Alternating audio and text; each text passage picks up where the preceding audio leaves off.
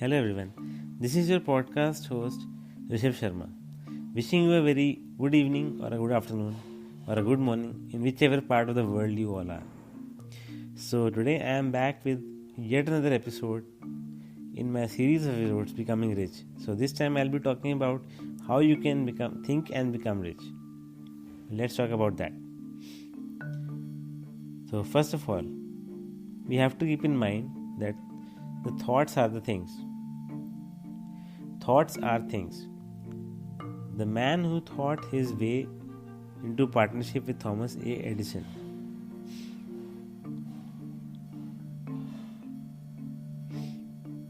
Truly, thoughts are things, and powerful things at that, when they are mixed with definiteness of purpose, persistence, and a burning desire for the translation into riches or other material objects. Some years ago, Edwin C. Barnes discovered how true it is that men really do think and grow rich. His discovery not came about at one sitting. It came little by little, beginning with a burning desire to become a business associate of the great Edison. One of the chief characteristics of Barnes' desire was that it was definite. He wanted to work with Edison, not for him. Observe carefully the description of how he went about translating his desire into reality, and you will have a better understanding of the principles which lead to riches. When this desire or impulse of thought first flashed into his mind, he was in no position to act upon it. Two difficulties stood in his way. He did not know Mr. Edison, and he did not have enough money to pay his railroad fare to Orange, New Jersey. These difficulties were sufficient to have discouraged the majority of men from making any attempt to carry out the desire. But his was no ordinary desire. The inventor and the tramp. He presented himself at Mr. Edison's laboratory and announced he had come to go into business with the inventor. In speaking of the first meeting between Barnes and Edison, years later, Mr. Edison said, "He stood there before me, looking like an ordinary tramp, but there was something in the expression of his face which conveyed the impression that he was determined to get what he had come after." I had learned from years of experience with men that when a man really desires a thing so deeply that he is willing to stake his entire future on a single turn of the wheel in order to get it, he is sure to win. I gave him the opportunity he asked for because I saw he had made up his mind to stand by until he succeeded. Subsequent events proved that no mistake was made. It could not have been the young man's appearance which got him his start in the Edison office, for that was definitely against him. It was what he thought that counted. Barnes did not get his partnership with Edison on his first interview. He did get a chance to work in the Edison offices at a very nominal wage.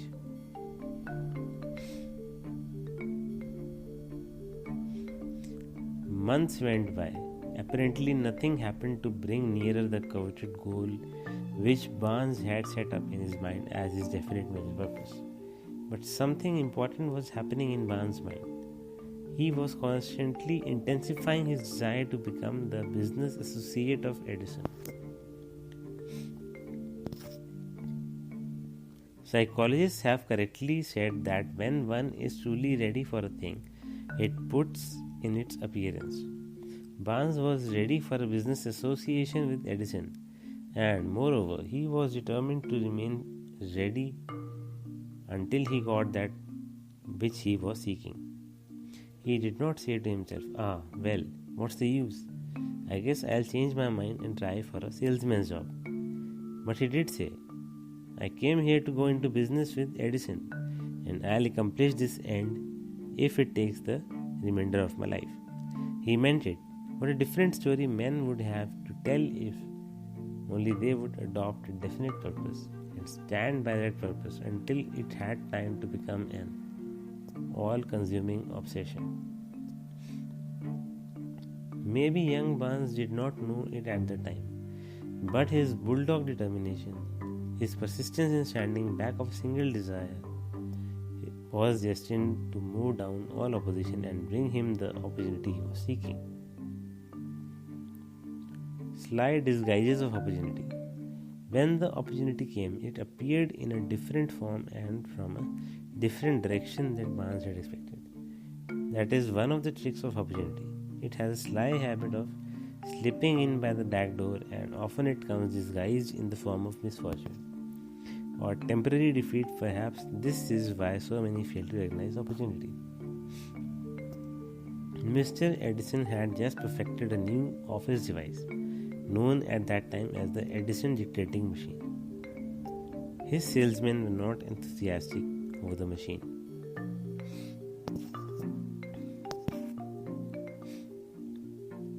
They did not believe it could be sold without great effort. Barnes saw his opportunity. It had crawled in quietly, hidden in a queer-looking machine which interested no one but Barnes and the inventor. Barnes knew he could sell the Edison dictating machine. He suggested this to Edison and promptly got his chance. He did sell the machine. In fact, he sold it so successfully that Edison gave him a contract to distribute and market it all over the nation. Out of that business association, Barnes made himself rich in money, but he did something infinitely greater.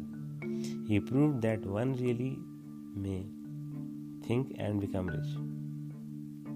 How much actual cash that original desire of Barnes was worth to him, I have no way of knowing.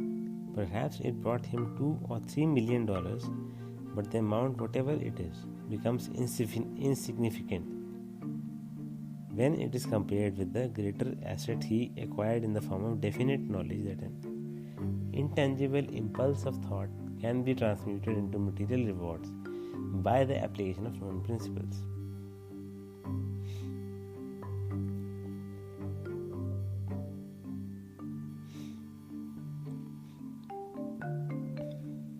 Barnes literally thought himself into a partnership with the great Edison. He thought himself into a fortune.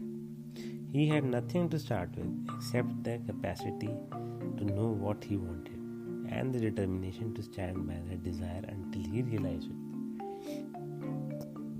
3 feet from gold.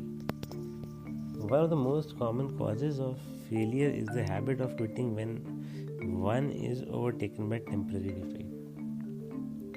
Every person is guilty of this mistake at one time or another. An uncle of R.U. Darby was caught by the gold fever in the gold rush days and went west to dig and grow rich. He had never heard that more gold has been mined from the thoughts of men than has ever been taken from the earth. He staked a claim that went to work with pick and shovel.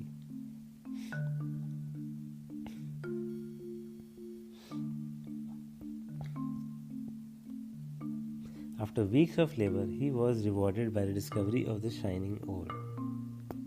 He needed machinery to bring the ore to the surface. Quietly, he covered up the mine, retraced his footsteps to his home in Williamsburg, Maryland, told his relatives and a few neighbors of the strike. They caught together money for the needed machinery and had it shipped. The uncle and Darby went back to work the mine. The first car of ore was mined and shipped to a smelter. The return proved they had one of the richest mines in Colorado. A few more cars of that ore would clear the debts. Then would come the big killing in profits. Down went the drills, up went the hopes of Darby and uncle. Then something happened. The vein of gold ore disappeared. They had come to the end of the rainbow and the pot of gold was no longer there. They drilled on, desperately trying to pick up the vein again, all to no avail. Finally, they decided to quit. They sold the machinery to a junk man for a few $100s and took the train back home. The junk man called in a mining engineer to look at the mine and do a little calculating. The engineer advised that the project had failed because the owners were not familiar with fault lines. His calculations showed that the vein would be found just 3 feet from where the Darby's had stopped drilling. That is exactly where it was found. The junk man took millions of dollars in ore from the mine because he knew enough to seek expert counsel before giving up. I will never stop because men say no. Long afterward, Mr. Darby recouped his loss many times over when he made the discovery that desire can be transmuted into gold. The discovery came after he went into the business of selling life insurance.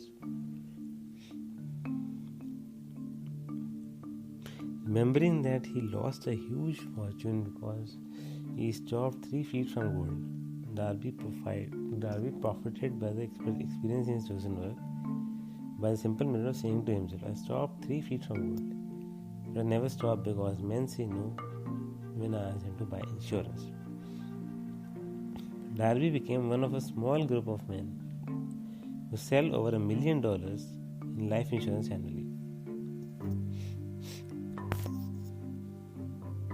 He owed his stickability to the lesson he learned from his quitability in the gold mining business. Before success comes in any man's life, he is sure to meet with much temporary defeat and perhaps some failure. When defeat overtakes a man, the easiest and most logical thing to do is to quit. That is exactly what the majority of men do. More than 500 of the most successful men this country has ever known told the author that greatest success came just one step beyond the point at which defeat had overtaken them. Failure is a trickster with a keen sense of irony and cunning. It takes great delight in tripping one when success is almost within reach. A 50-cent lesson in persistence. Shortly after Mr. Darby received his degree from the University of Hard Knocks,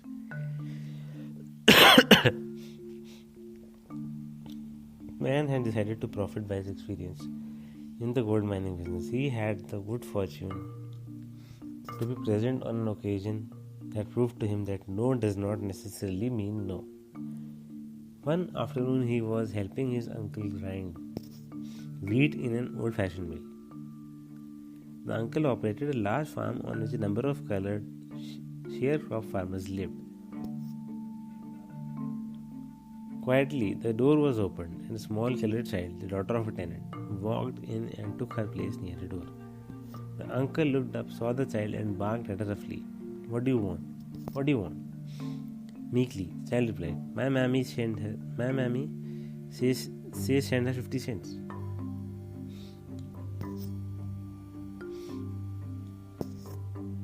I'll not do it, the uncle retorted. Now you run on home. Yes, sir, the child replied, but she did not move. The uncle went ahead with this work, so busily engaged that he did not pay enough attention to the child to observe that she did not leave. When he looked up and saw her still standing there, he yelled at her, I told you to go on home. Now go or I'll take a switch to you. The little girl said, Yes, sir, but she did not budge. The uncle dropped a sack of grain he was about to pour into the mill hopper, picked up a barrel stave, and started toward the child with an expression on his face that indicated trouble. Darby held his breath.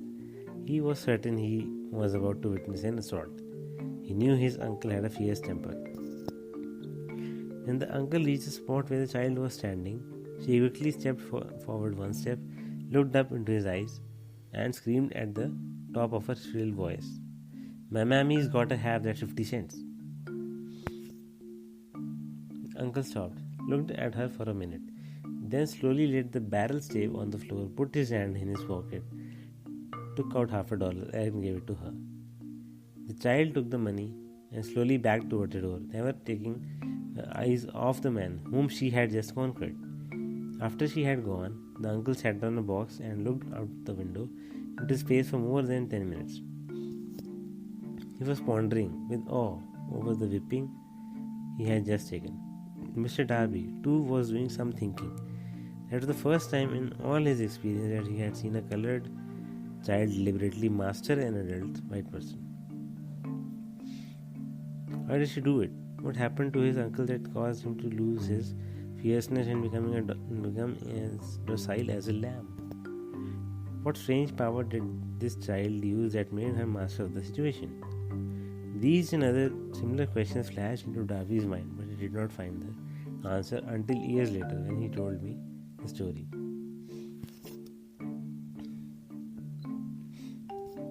Strangely, the story of this unusual experience was told to the author in the old mill, on the very spot when the uncle took his whipping.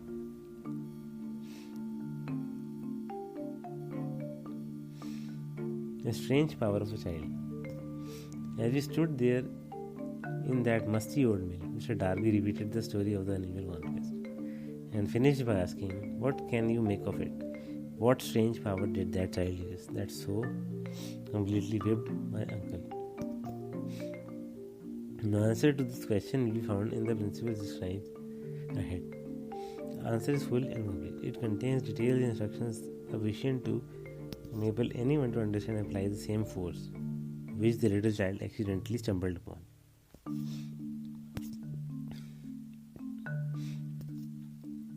Keep your mind alert and you will observe exactly what strange power came to the rescue of the child.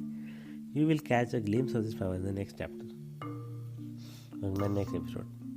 Somewhere in the book you will find an idea that will quicken your receptive powers and place at a command for your own benefit. This same is irresistible power.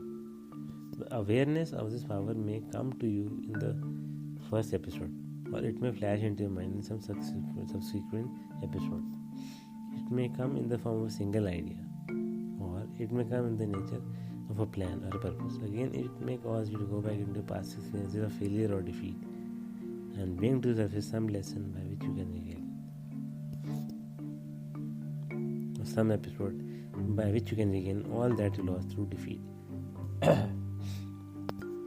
After I had described to Mr. Darby the power unwittingly used by the little girl child, he quickly retraced his 30 years of experience as a life insurance salesman and frankly acknowledged that his success in that field was due in no small degree to the lesson he had learned from the child. Mr. Darby pointed out, every time a prospect tried to woo him out without buying, he saw that child standing there in the old mill, her big eyes glaring in defiance, and he said to himself, "I've got to make this sale." The better portion of all sales I have made were made after people had said no. He recalled too his mistake in having stopped only 3 feet from goal, but he said, "That experience was a blessing in disguise. It taught me to keep on keeping on." It taught him to keep on keeping on, no matter how hard the going may be. A lesson he needed to learn before he could succeed in anything. This story of Mr. Darby and his uncle, the child in the gold mine, doubtless will be read by hundreds of men who make their living by selling life insurance. And to all of these,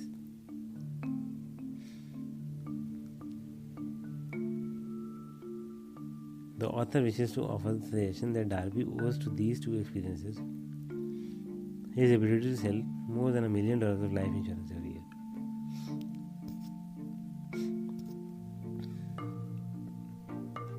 Mr. Darby's experiences were commonplace and simple enough, yet they held the answer to his destiny in life. Therefore, they were as important to him as life itself.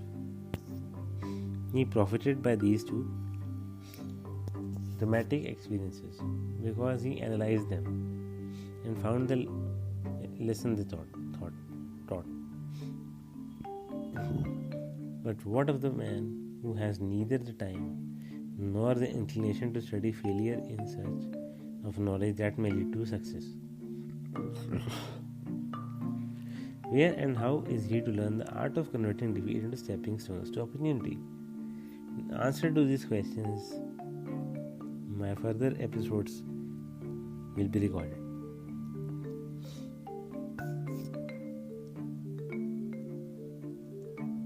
One sound idea is all you need. The answer called for a description of certain principles. But remember, as you read and as you listen, the answer you may be seeking to the questions which have caused you to ponder over the strangeness of life may be found in your own mind through some idea, plan, or purpose which may spring into your mind as you listen. One sound idea is all that one needs to achieve success. The principles which will be described in my podcast will contain ways and means of creating useful ideas. Before we go any further in our approach or description of these principles, I believe that we are entitled to receive this important suggestion. When riches begin to come, they come so quickly, in such great abundance, that one wonders where they have been hiding during all those lean years. This is an astounding statement, and all the more so when we take into consideration the popular belief that riches come only to those who work hard and long.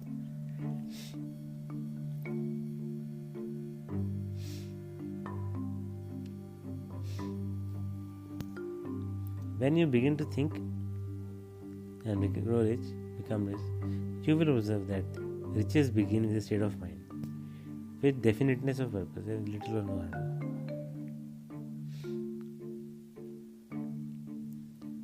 You and every other person ought to be interested in knowing how to acquire a state of mind which will attract riches.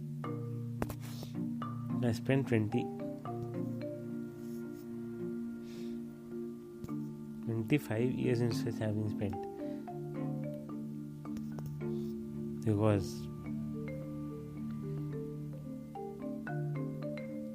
we wanted to know how wealthy men become that way. Observe very closely. As soon as you master the principles of this philosophy and begin to follow the instructions for applying these principles, your financial status will begin to improve and everything you touch will begin to transmute itself into an asset for your benefit. Impossible? Not at all.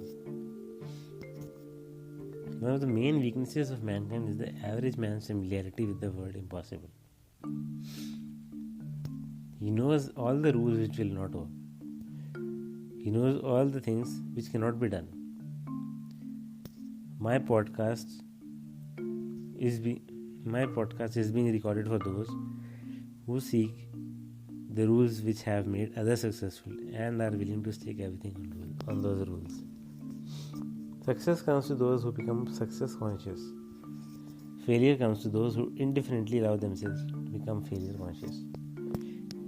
The object of my podcast is to help all who seek it to learn the art of changing their minds from failure consciousness to success consciousness.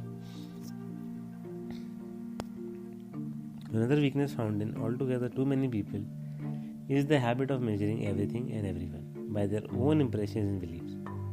Some persons who will listen to my broadcast will believe. Some persons who will listen to my podcast will believe that they cannot think and grow rich or become rich because their thought habits have been steeped in poverty, want, misery, failure, and defeat. These unfortunate people remind me of a prominent Chinese who went to America to be educated in American ways. He attended the University of Chicago.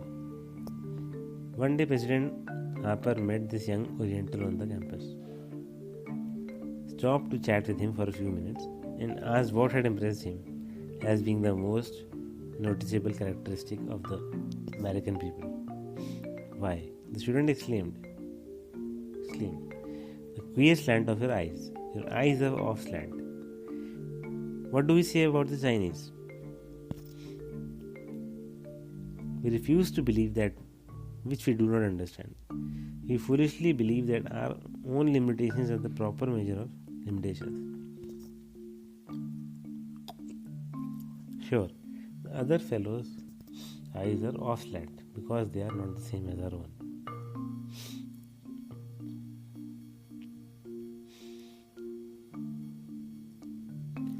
Let's talk about the impossible Ford V8 motor.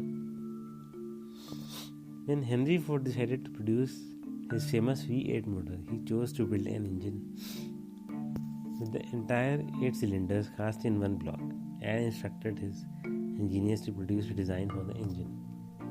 The design was placed on paper, but the engineers agreed to a man that it was simply impossible to cast an 8-cylinder engine block in one piece. Ford said, "Produce it anyway." But they replied, "It's impossible." "Go ahead," Ford commanded, "and stay on the job until you succeed, no matter how much time is required." The engineers went ahead. There was nothing else for them to do if they were to remain on the Ford staff. 6 months went by, nothing happened. Another 6 months passed, and still nothing happened. The engineers tried every conceivable plan to carry out the orders, but the thing seemed out of the question, impossible.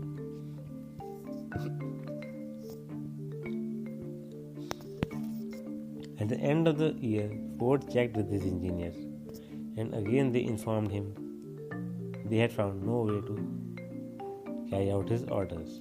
"Go right ahead," said Ford. Within quotations, "I want it and I'll have it." They went ahead, and then, as if by a stroke of magic, the secret was discovered. The Ford determination had won once more. This story may not be described with minute accuracy, but the sum and substance of it is correct. Deduce from it, you who wish to think and become rich, the secret of the Ford millions, if you can. You will not have to look very far. Henry Ford was a success because he understood and applied the principles of success. One of these is desire, knowing what one wants. Remember this Ford story as you listen, and pick out the lines in my speech in which the secret of this, in which the secret of a stupendous achievement has been described. If you can do this, you can lay your finger on the particular group of principles which made Henry Ford rich. You can equal his achievements in almost any calling for which you are suited. Now, why you are the master of your fate? When Henley wrote the prophetic lines, "I am the master of my fate, I am the captain of my soul," he should have informed us that we are the masters of our fate, the captains of our souls, because we have the power to control our thoughts.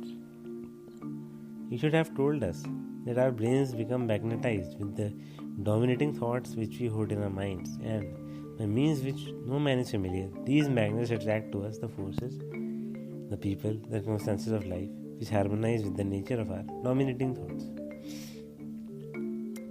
He should have told us that before we can accumulate riches in great abundance, we must magnetize our minds with intense desire for riches, that we must become money conscious until the desire for money drives us to create definite plans for acquiring it. But being a poet and not a philosopher, Henley contented himself by stating a great truth in poetic form, leaving those who followed him to interpret the philosophical meaning of his lines. Little by little, the truth has unfolded itself until it now appears certain that the principles described or will be described in my podcast hold the secret of mastery over our economic fate. Now let's talk about the principles that can change your destiny.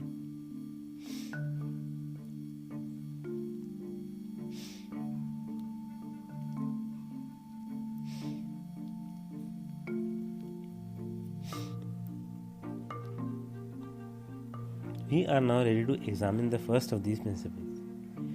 Maintain a spirit of open-mindedness and remember as you listen, they are the invention of no one man. The principles have worked for many men.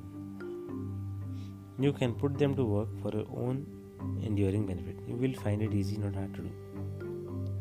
Some years ago, a person delivered the commencement address at Salem College, Salem, West Virginia. He emphasized the principle described in the next chapter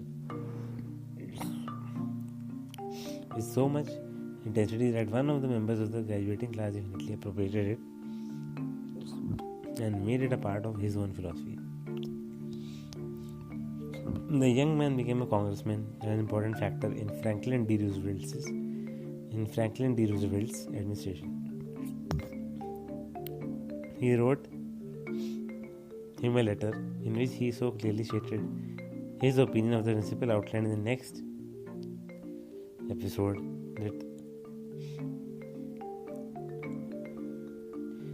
that he had chosen to publish his letter as an introduction to that episode.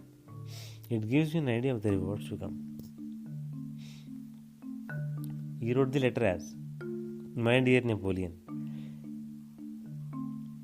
my service as a member of Congress having given me an insight into the problems of men and women, I am writing to offer a suggestion which may become helpful to thousands of worthy people.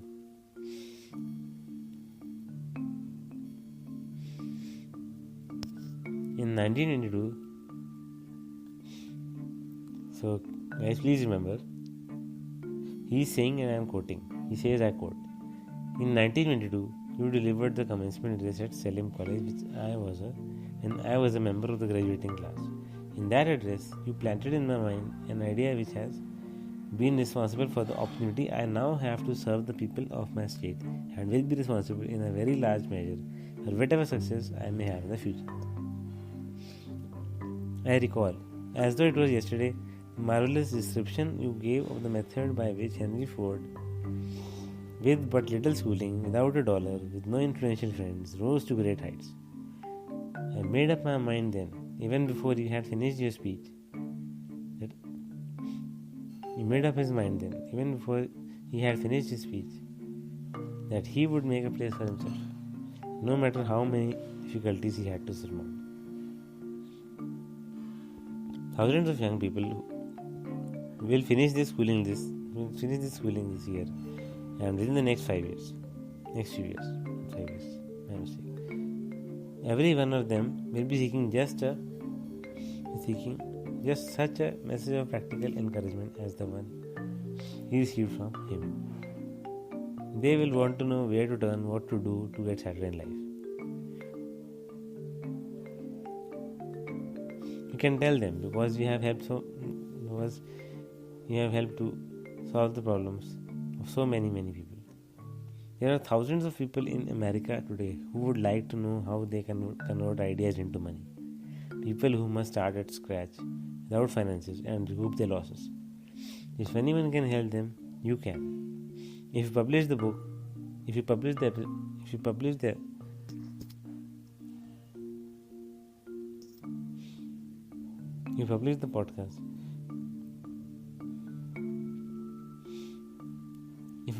podcast, I would like to own the first copy that comes from the press. Personally autographed by you. With best wishes, believe me, cordially, he wrote, with best wishes, believe me, cordially yours, Jennings Randolph. 35 years later, he made that speech. It was his pleasure to return to Salem College in 1957 and deliver the baccalaureate sermon. At that time, he received an honorary Doctor of Literature degree from Salem College. Since that time in 1922, he had watched Jennings Randolph rise to become one of the nation's leading airlines executives, a great inspirational speaker and United States Senator from West Virginia. Just remember, guys, whatever the mind of man can conceive and believe, it can achieve.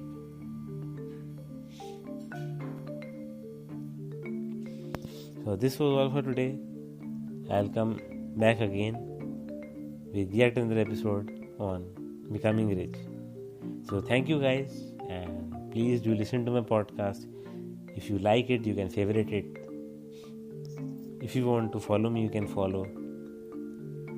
It is totally up to you, all of you guys.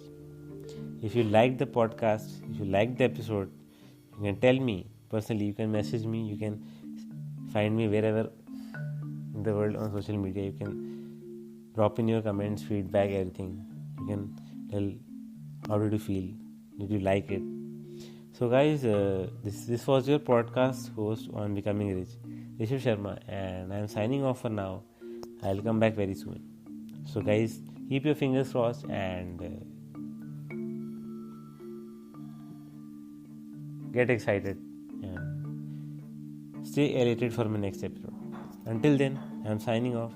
Your podcast host, Rishabh Sharma, Becoming Rich. Bye bye guys. See you all next time. Bye.